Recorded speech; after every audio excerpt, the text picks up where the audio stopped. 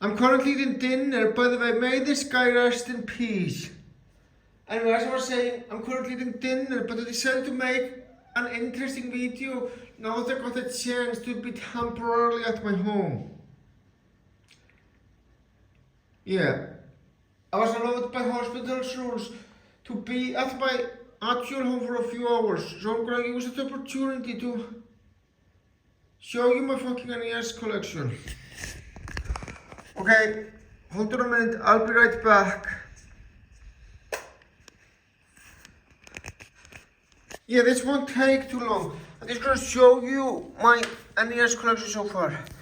I got this based on the Nemo game, or was it the other way around? I don't know. Anyway, in retrospective, the Little Nemo and Stubbornhead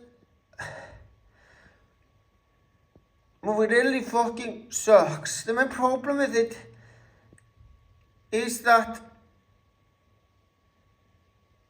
the main problem with it is that it has some chosen one horror shit. I don't like that. This game is however fucking awesome. I haven't played it, I think. I really need to one day. And everyone knows what this game is, right? And also Kid Icarus. I apologize if this video is too short, but my NES collection is small so far, but it's fucking growing.